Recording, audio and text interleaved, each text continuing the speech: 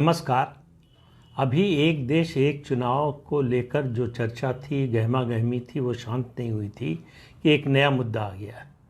अब सरकार ऐसा लगता है कि केंद्र सरकार ऐसी तैयारी कर रही है कि देश का नाम इंडिया की बजाय भारत का दिया जाए। वैसे आपको पता होगा कि संविधान के अनुच्छेद 1 में जहाँ देश का नाम है वहाँ लिखा है India, that is Bharat. Bharat इस देश का मूल नाम है। इंडिया और हिंदुस्तान ये दोनों विदेशियों के दिए हुए नाम हैं। इसलिए अगर भारत होता है, हम भारतीय कहलाते हैं, भारतवर्ष में रहने वाले हैं, तो इससे अच्छी बात और कोई हो नहीं सकती है। लेकिन ये बात उठी कहाँ से? इस बात का जन्म हुआ है, G20 का सम्मेलन हो रहा है, आपको पता है। G20 के सम्मेलन के लिए जो निमंत्रण भेजे गए हैं राष्ट्रपति की ओर से, उसमें प्रेसिडेंट ऑफ इंडिया के बजाय भारत के राष्ट्रपति, प्रेसिडेंट ऑफ भारत लिखा हुआ है। इस पर कांग्रेस पार्टी ने ऐतराज़ किया है कि कैसे जो है नाम इंडिया की जगह भारत किया जा सकता है। इस देश के अधिकांश लोगों की ये मंशा है, बल्कि मांग रही है लंबे समय से कि देश का नाम भारत ही रखा जाए, जो उसका वास्तविक नाम है। इसके अलावा आपको याद होगा कुछ समय पहले सरसंघ चालक मोहन भागवत ने भी कहा था कि जहाँ तक संभव हो सके हमको भारत नाम ही इस्तेमाल करना चाहिए। जो समझना चाहते हैं वो समझ जाएंगे, हमको किसी को समझाने की ज़रूरत नहीं है। तो इसलिए भारत का इस्तेमाल ज़्यादा से ज़्यादा होना चाहिए, इंडिया का इस्तेमाल कम से कम होना चाहिए।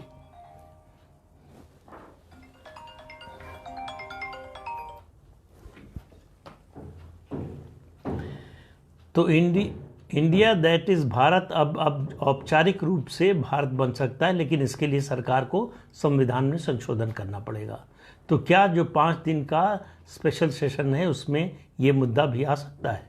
इसके बारे में कोई जानकारी नहीं है, लेकिन आ जाए तो कोई आश्चर्य नहीं होगा। सवाल ये है कि सरकार के पास 2/3 बहुमत नहीं है संविधान संशोधन के लिए राज्यसभा में। लेकिन क्या कांग्रेस पार्टी और दूसरे विपक्षी दल इस मुद्दे पर सरकार का विरोध कर सकते हैं कि देश का नाम भारत न रखा जाए? क्यों एक अंग्रेजी नाम रखा जाए भारतवर्ष का? ये सवाल लोग जानना चाहेंगे। विपक्ष के लिए इस मुद्दे पर सरकार का विरोध करना बहुत ही कठिन होगा। और सरकार की जो तैयारी है, जिस तरह की तैयारी है, उससे लग रहा है कि सरकार ने मन बना लिया है। राष्ट्रपति के नाम से जो निमंत्रण जा रहा है, अगर उसमें भारत के राष्ट्रपति लिखा जा रहा है, प्रेसिडेंट ऑफ भारत लिखा जा रहा है, तो इसका मतलब सरकार के स्तर पर कोई बड़ा फैसला हो चुका है। तो विपक्ष के लिए बड़ी मुश्किल का दौर है ये। एक के बाद एक लगातार भाजपा जो है हमलावर होती जा रही है, एक के बाद एक छक्के मारती जा रही है, और विपक्ष जो है केवल डिफेंसिव खेल खेल पा रहा है। उसका जवाब खोजने में उसको समय लग रहा है। अभी तक एक देश एक चुनाव पर कोई स्पष्ट बात विपक्षी गठबंधन की ओर से नहीं आई है। छिटपुट विरोध जरूर हुआ है। यह विरोध इस नाम पर हो रहा है कि इससे बीजेपी को फ़ायदा होगा, लेकिन सवाल ये है कि इससे आम लोगों को फ़ायदा होगा या नहीं।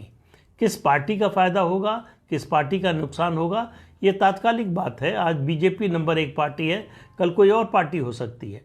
तो इसलिए जो है ये मानना कि इस पार्टी को इस समय फ़ायदा होगा इसलिए ये ना किया जाए, ये मुझे नहीं लगता कि लोगों के गले के नीचे उतरेगा।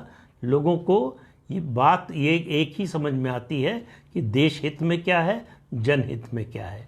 अगर सरकार का कदम देश हित और जनहित में है, इन 2 कसौटियों पर सरकार का फैसला अगर उसको लगता है कि ये सही उतरता है इस कसौटी पर, तो लोग समर्थन करेंगे।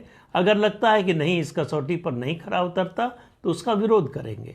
तो विपक्ष के लिए बड़ी मुश्किल है। इसका समर्थन करें तो मुश्किल है, और इसका विरोध करें तो मुश्किल है।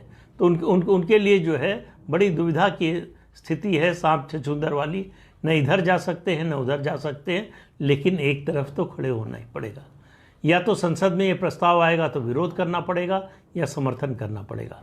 समर्थन का मतलब है भारतीय जनता पार्टी को और ताकत, विरोध का मतलब है विपक्ष का और ज़्यादा नुकसान। अब ये फैसला जो है विपक्षी दलों को करना है। नमस्कार।